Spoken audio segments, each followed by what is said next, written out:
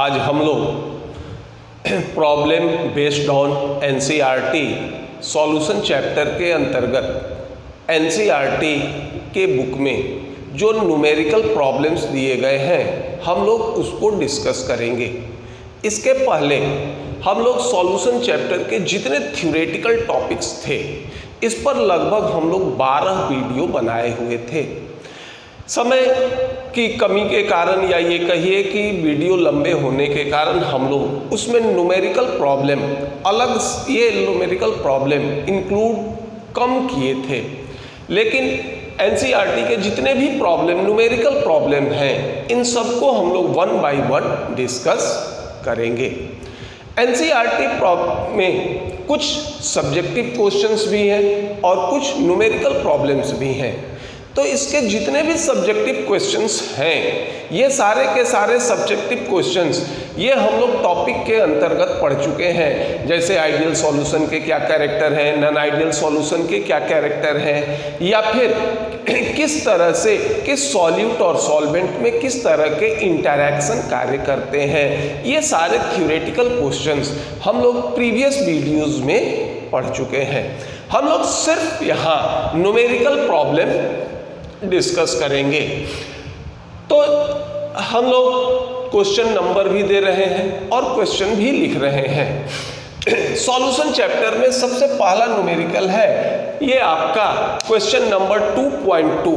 देखिए 2 ये चैप्टर का नाम है और 4 नंबर ऑफ क्वेश्चंस इंडिकेट कर रहा है। ये क्वेश्चन कह रहा है कि concentrated nitric acid used in the lab is 68% HNO3 by mass. यानी प्रयोगशाला में जो हम लोग नाइट्रिक एसिड का उपयोग करते हैं इसका लेवल ये दिया हुआ है 68% HNO3 बाई मास। फिर ये कहता है कि what should be the molarity, इसका मोलारिटी क्या होगा यदि सॉल्यूशन का डेंसिटी 1.54 ग्राम पर मिलीलीटर है। देखिए हम लोग ये कह रहे हैं कि 68% HNO3 बाई मास, इसका मतलब ये होता है परसेंटेज में टोटल क्या होगा 100। तो इसका मतलब ये है कि 100 ग्राम HNO3 solution contains 68 ग्राम HNO3। इसका यही मतलब होगा कि 68% HNO3 बाई मास। अब देखो यहाँ हमको क्या क्या मिल रहा है। ये मिल रहा है वेट या ये कहो कि मास ऑफ HNO3, ये हमारा क्या होगा सॉल्यूट होगा, ये है 68 ग्राम। दूसरा दिया हुआ है, देखिए इससे एक चीज और मिलेगा, मास ऑफ सॉल्यूशन, ये हो गया हमारा कितना 100 ग्राम। हमको कैलकुलेट करना है क्या, इसका मोलारिटी कैलकुलेट करना है। मोलारिटी में हमको मास ऑफ सॉल्यूशन नहीं बल्कि वॉल्यूम ऑफ सॉल्यूशन की आवश्यकता होगी। तो डेंसिटी दिया है 1.504 ग्राम पर मिलीलीटर, और ये हम जानते हैं, याद कीजिए कि डेंसिटी बराबर होता है क्या मास बाई वॉल्यूम। तो वॉल्यूम बराबर क्या हो जाएगा, ये होगा मास बाई डेंसिटी। मास हो गया हमारा कितना 100, डेंसिटी हो गया 1.504। अब इसका वॉल्यूम हो जाएगा, इतना हो जाएगा क्या ग्राम, ये होगा ग्राम पर मिलीलीटर, और इसको सॉल्व करोगे तो ये होगा 66.48 मिलीलीटर। यानी जिस सॉल्यूशन का मास 100 ग्राम था उसका वॉल्यूम कितना होगा 66.48 मिलीलीटर। अब देखिए अब हम लोग मोलारिटी कैलकुलेट कर लेते हैं। ये देखो मोलारिटी बराबर क्या था, मोल ऑफ सॉल्यूट। ठीक, मोल ऑफ सॉल्यूट क्या होगा, मोल होता है वेट बाई मॉलिक्यूलर वेट। तो देखो एक चीज और निकाल लो जरा, मॉलिक्यूलर वेट ऑफ HNO3। देखिए हाइड्रोजन का हो गया 1, नाइट्रोजन का हो गया 14, ऑक्सीजन का हो गया 16 × 3, और ये हो जाएगा तुम्हारा कितना 63 ग्राम पर मोल। अब देखो मोल बराबर होता है weight by molecular weight. Weight देखिए ये हो गया कितना 60, मॉलिक्यूलर वेट हो गया कितना 63 इंटू ये होगा 1000 बटा क्या होता है वॉल्यूम ऑफ सॉल्यूशन, ये है 66 पॉइंट कितना 48 और इसको सॉल्व करोगे तो ये आ जाएगा 16.23 m, यानी इस सॉल्यूशन की मोलारिटी होगी कितनी 16.23 m। अब देखो दूसरा एक क्वेश्चन देखते हैं, ये है क्वेश्चन नंबर 2.5। ये कहता है क्वेश्चन है ए solution of glucose in water is 10% W/W, what will be the molality, what will be the molality and mole fraction of each component in the solution if the density of solution is 1.2 gram per milliliter, 1.2 gram per milliliter, what should be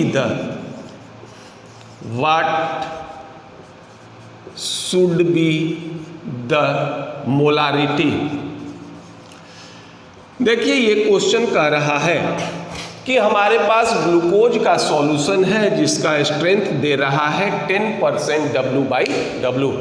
ये percentage determination का old notation होता है, इसमें पहला solute के status को बताता है, दूसरा सॉल्यूशन को, यानी 10% W/W का मतलब होगा कि 100 gram glucose solution contains 10 gram glucose, यानी 100 ग्राम ग्लूकोज का सॉल्यूशन 10 ग्राम ग्लूकोज रखता है।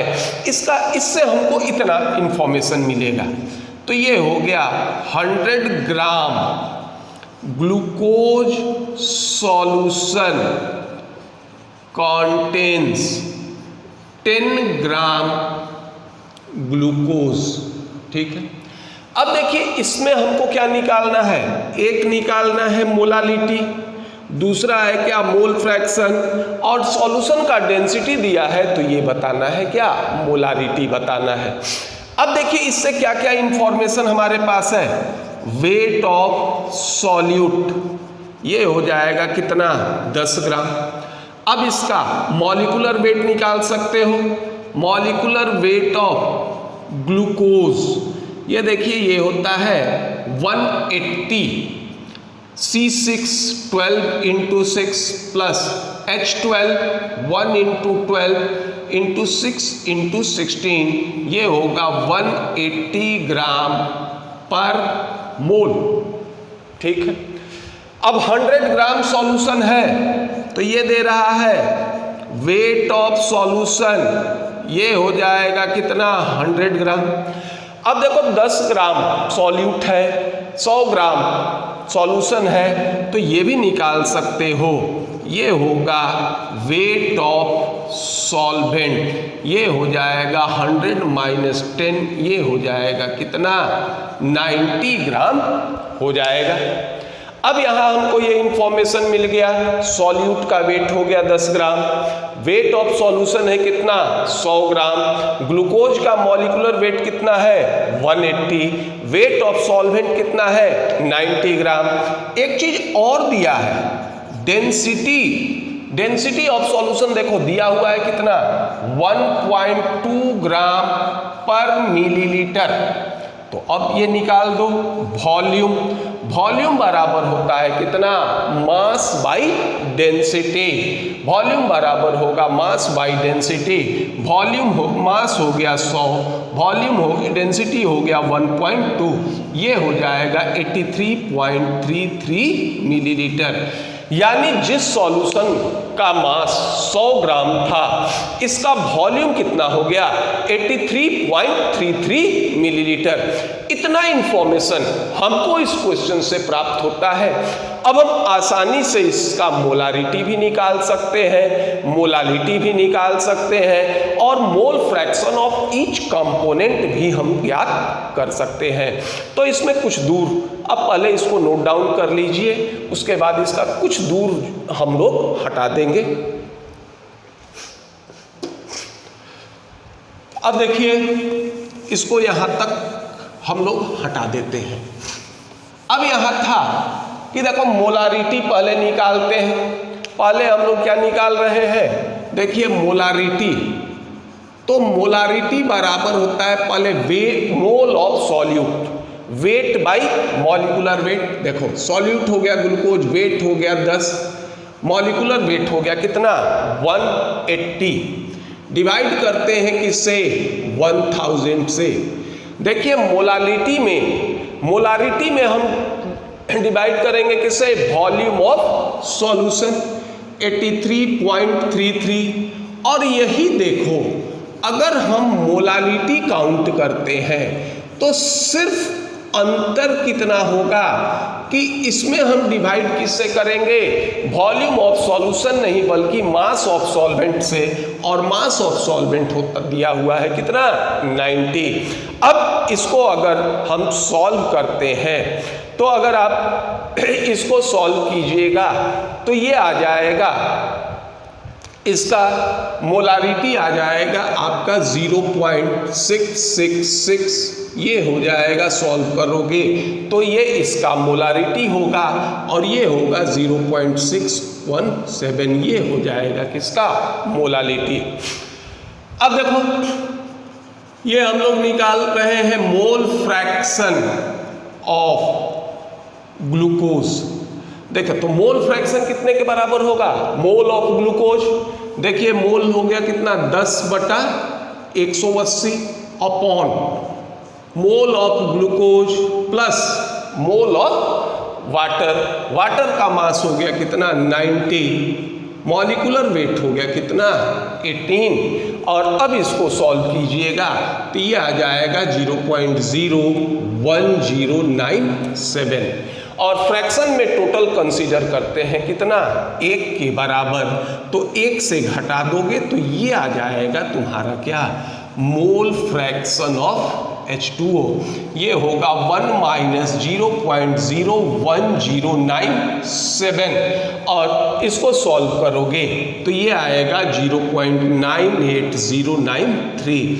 और इस तरह से हमने उस सॉल्यूशन का मोलारिटी ज्ञात किया, मोलालिटी ज्ञात किया, और साथ साथ इसमें प्रत्येक कंपोनेंट का मोल फ्रैक्शन भी हम लोग क्या किए, ज्ञात किए। तो ये हो गया 2.5, इसको नोट डाउन कर लीजिए। अब नेक्स्ट क्वेश्चन देखते हैं, क्वेश्चन नंबर 2.6। क्वेश्चन नंबर है 2.6। ये कहता है कि how many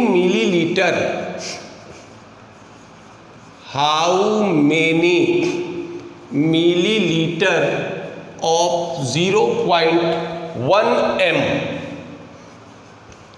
HCl are required to react completely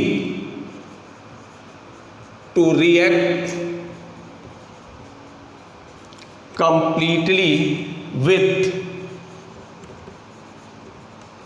1 gram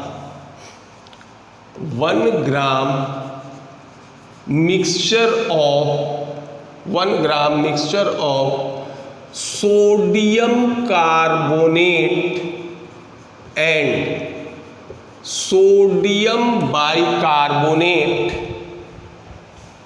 containing equimolar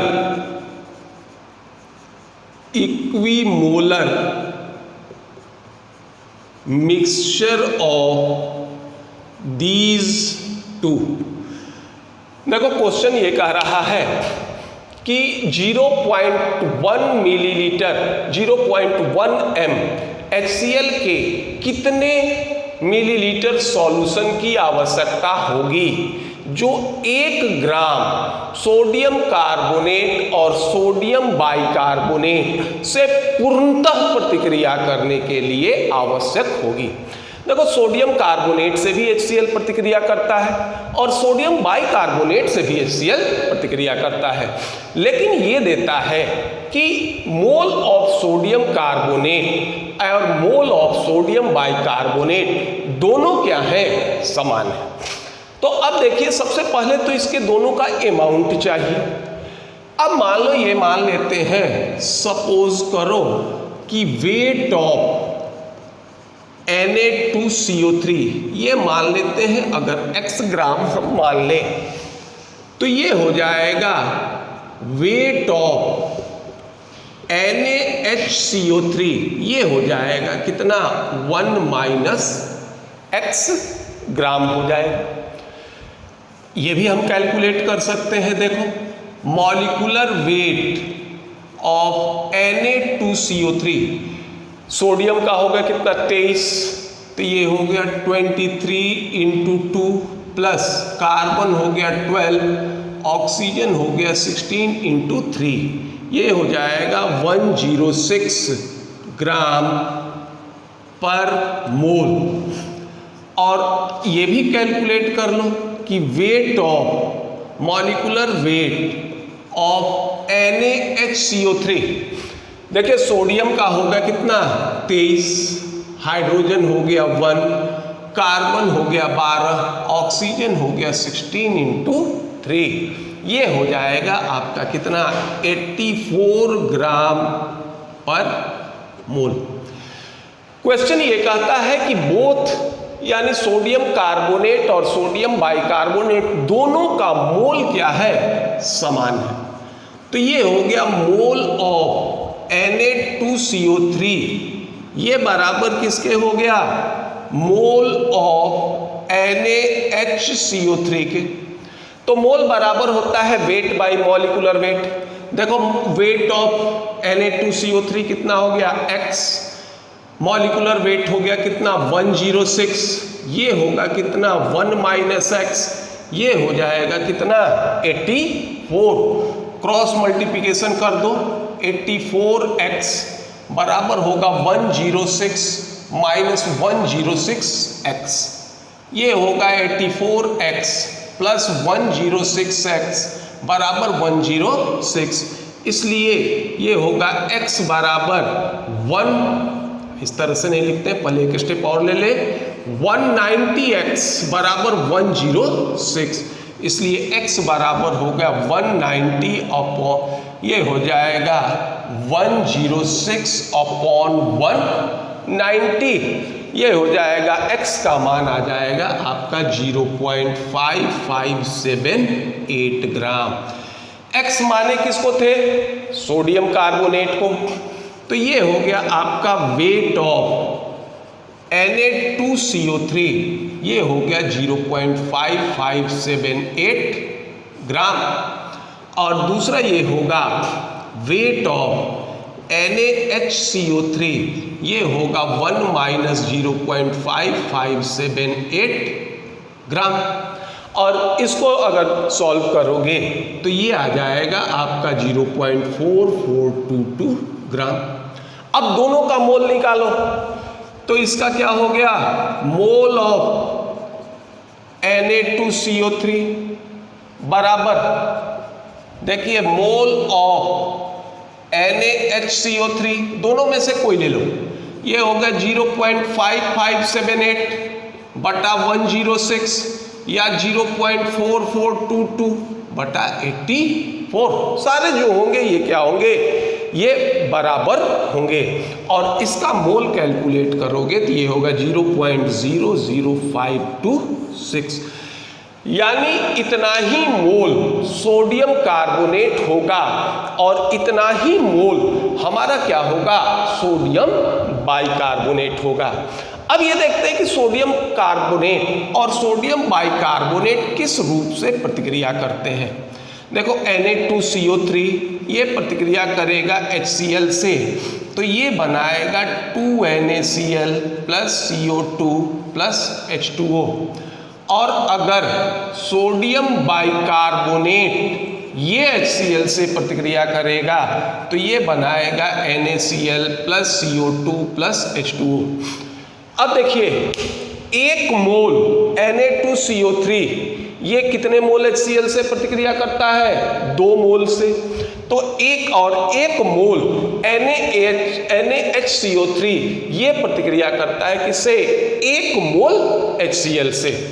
तो अब देखो, ये हो जाएगा मोल ऑफ Na2CO3, ये कितना होगा, 2 इंटू मोल ऑफ HCl, और साथ साथ ये हो जाएगा बराबर, ये कितना हो गया, इसका मोल था आपका 0.00526, तो ये हो गया 2 इंटू 0.00526। इसको करेंगे क्या, 2 से गुना कर देंगे और ये आ जाएगा 0.01052। और दूसरा देखो, ये होता है मोल ऑफ NaHCO3, ये बराबर किसके था, मोल ऑफ HCl के।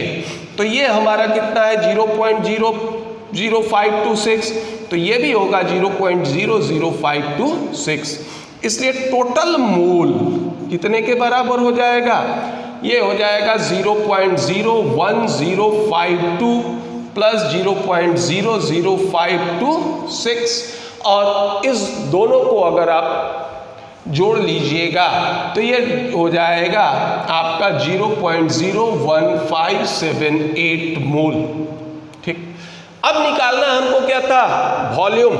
तो ये देखो, मोलारिटी बराबर होता है क्या, mole of solute, mole of solute into 1000 by volume of solution बटा volume of solution.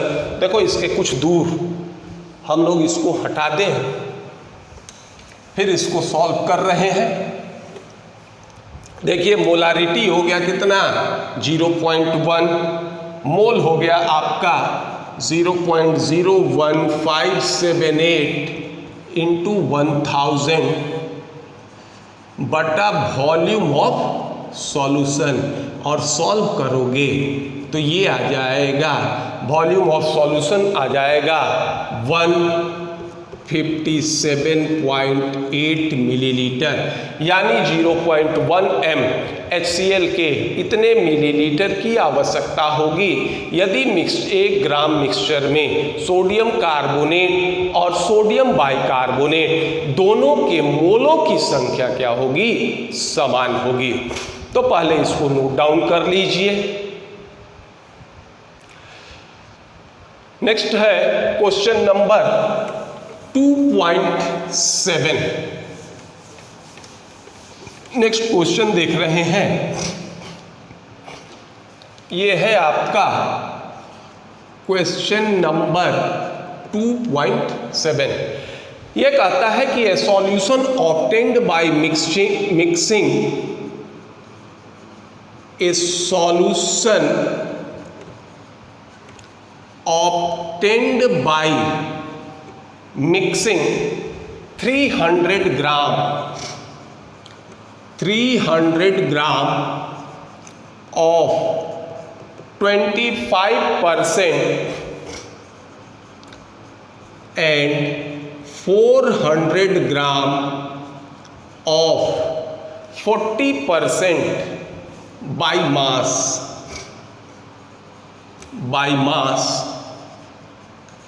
calculate mass percent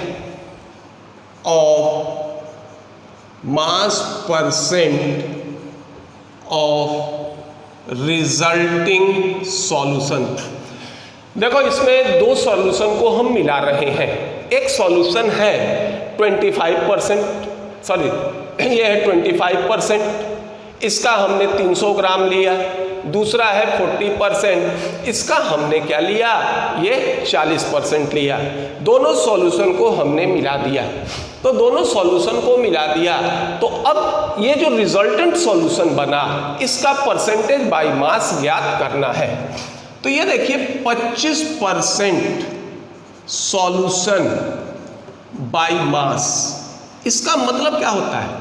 इसका मतलब होता है कि 100 ग्राम सॉल्यूशन कंटेन्स 25 ग्राम सॉल्यूट, जो भी हो सॉल्यूट। ऐसा हमारे पास क्या है, अगर 100 ग्राम है तो ये 25 ग्राम सॉल्यूट है, तो 300 ग्राम कितना रखेगा?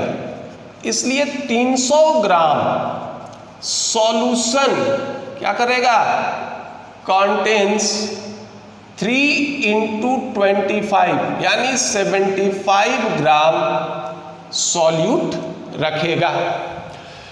दूसरा सॉल्यूशन देखो हमारे पास था क्या, 40% सॉल्यूशन बाय मास। तो इसका मतलब ये हो गया कि 100 ग्राम सॉल्यूशन कंटेन्स 40 ग्राम सॉल्यूट। इसका देखो हमने 400 ग्राम लिया, तो इसलिए ये हो जाएगा आपका 400 ग्राम सॉल्यूशन कंटेन्स कितना हो गया, 40 × 4, ये हो जाएगा कितना, 160 ग्राम सॉल्यूट। अब देखो हमने इसको मिलाया और इसको दोनों को मिला दिया। तो अब इसको मिलाओगे तो ये क्या आ गया, देखो मास ऑफ सॉल्यूशन कितना हो जाएगा, 300 + 400, ये हो जाएगा कितना, 700 ग्राम। अब दूसरा ये भी देख लो, मास ऑफ सॉल्यूट कितना हो जाएगा। देखिए ये था, पहले में था क्या 75 और दूसरे में था कितना 160, ये हो जाएगा कितना 235 ग्राम, ये हो जाएगा 235 ग्राम। अब मान लो, अब ये जो होगा परसेंटेज बाय मास, ये कितने के बराबर होता है, ये बराबर होता है मास ऑफ सॉल्यूट बटा, ये होगा mass of solution into 100, mass of solute बटा mass of solution into 100। Mass of solute हो गया 235, मास ऑफ सॉल्वेंट हो गया 700 इंटू 100। ये 2 0 कैंसिल हो गया और इसको सॉल्व करोगे तो ये आएगा 33.5% बाय मास। ये रिजल्टेंट सॉल्यूशन, इसका स्ट्रेंथ हो जाएगा किसमें, परसेंटेज बाय मास में इसका स्ट्रेंथ हो जाएगा। तो ये हो जाएगा हमारा 2.7, इसको नोट डाउन कर लीजिएगा। अब देखते हैं क्वेश्चन नंबर 2.8। ये हम लोग ये देखते हैं क्वेश्चन नंबर 2.8। ये कहता है कि an anti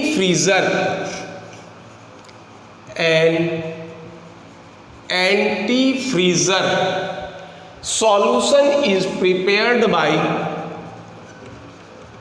solution is prepared by 222.6 gram of ethylene glycol and 200 gram water, 200 gram water. Calculate molality,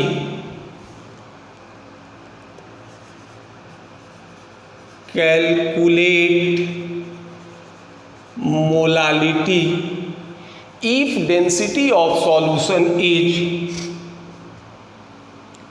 if density of solution is 1.072 gram per milliliter, what shall be the molarity? Then what shall be the molarity? ये कहता है कि कोई anti freezer solution बनाते हैं, anti freezer के रूप में ग्लाइकॉल का यूज़ करते हैं, 222.6 ग्राम ग्लूकोज 200 ग्राम वाटर के साथ मिलाते हैं। तो ये कहता है कि सॉल्यूशन की मोलालिटी ज्ञात कीजिए। साथ साथ ये कह रहा है कि यदि सॉल्यूशन की डेंसिटी 1.072 ग्राम है तो इसका मोलारिटी क्या होगा। देखो, मोलारिटी और मोलालिटी दोनों में सिर्फ अंतर ये होता है कि मोलालिटी में हम वेट ऑफ सॉल्यूट का उपयोग करते हैं और मोलारिटी में वॉल्यूम ऑफ सॉल्यूशन का उपयोग करते हैं। बाकी सारे चीज हमारे क्या होंगे, समान होंगे। अब इस सॉल्यूशन से या इस क्वेश्चन से देखो क्या चीज हमको मिल रहा है।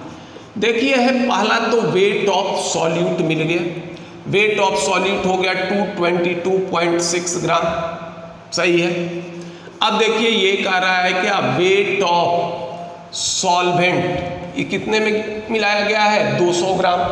तो सॉल्यूट और सॉल्वेंट को जोड़ दो तो ये हो जाएगा वेट ऑफ सॉल्यूशन, ये हो गया 222.6 प्लस 200, ये हो जाएगा आपका कितना, 422.6 ग्राम। डेंसिटी ऑफ सॉल्यूशन हमारे पास है, चलिए डेंसिटी ऑफ सॉल्यूशन ये दिया है 1.072 ग्राम पर मिलीलीटर, डेंसिटी हमारे पास है। तो हम क्या कर सकते हैं, वॉल्यूम ऑफ सॉल्यूशन ज्ञात कर सकते हो। वॉल्यूम बराबर हो जाएगा कितना, मास बाई डेंसिटी, और ये आ जाएगा आपका 394.21 मिलीलीटर। यानी जिस सॉल्यूशन का मास 422.6 ग्राम था, इसका वॉल्यूम कितना हो जाएगा, 394.21 मिलीलीटर हो जाएगा। अब एक चीज और निकाल सकते हैं, ये होगा molecular weight of ethylene glycol, इसका सूत्र होता है C2H4OH2, C2H4OH2, ये हो जाएगा 12 दूनी 24 प्लस 4, ये हो गया 16 और एक 17 दूनी 34, ये हो जाएगा आपका कितना, 62 ग्राम पर मोल। अब देखिए मोलारिटी और मोलालिटी दोनों निकलेगा। मोलालिटी, मोल ऑफ सॉल्यूट, देखिए सॉल्यूट का वेट है कितना, 222.6, मॉलिक्यूलर वेट हो गया कितना, 62, डिवाइड कर दिए। अब इंटू 1000। अब देखो यहीं पर मोलालिटी और मोलारिटी में अंतर हो जाएगा। यहाँ अगर हम लोग वेट ऑफ सॉल्वेंट से डिवाइड कर दिए, ये हो गया हमारा क्या, मोलालिटी, और ये मोलालिटी हो जाएगा 17.95 m। और अगर मान लो हम मोलारिटी काउंट करते हैं तो weight of solute bye molecular weight into 1000। अब यहाँ वॉल्यूम ऑफ सॉल्यूशन यानी 394.21 यूज कर दें तो ये हो जाएगा क्या हमारा, मोलारिटी सॉल्व करोगे तो ये होगा 9.1 m। और इस तरह से हम लोग इस सॉल्यूशन का मोलारिटी और मोलालिटी ये ज्ञात कर सकते हैं। इसको नोट कर लीजिए। अगला है क्वेश्चन नंबर 2.9। नेक्स्ट है क्वेश्चन नंबर 2.9। क्वेश्चन नंबर 2.9 में कहता है a sample of drinking water, a sample of drinking water was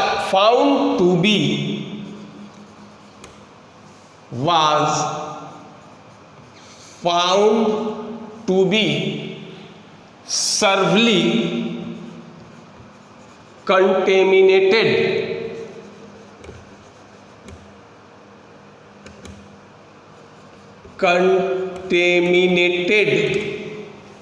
with chloroform,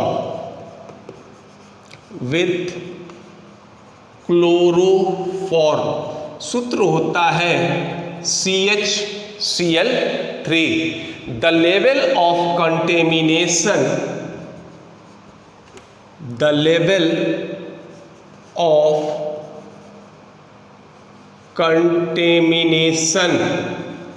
is 15 ppm by mass। पहला कहता है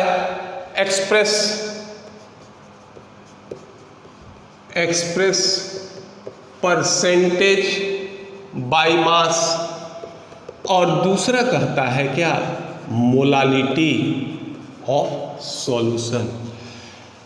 क्वेश्चन ये है, ये कहता है कि पीने का जल जो प्रदूषित है किससे, क्लोरोफॉर्म से, और ये क्लोरोफॉर्म जो होते हैं ये कार्सिनोजेनिक प्रॉपर्टीज शो करते हैं, ये कैंसर प्रोड्यूस करते हैं, और इसमें जो स्ट्रेंथ है क्लोरोफॉर्म का ये है 15 ppm, यानी सॉल्यूशन को ppm में इंडिकेट कर रहा है, और आपसे पूछता है कि आप इसको एक्सप्रेस कीजिए किसमें, परसेंटेज बाय मास में और मोलारिटी में एक्सप्रेस कीजिए।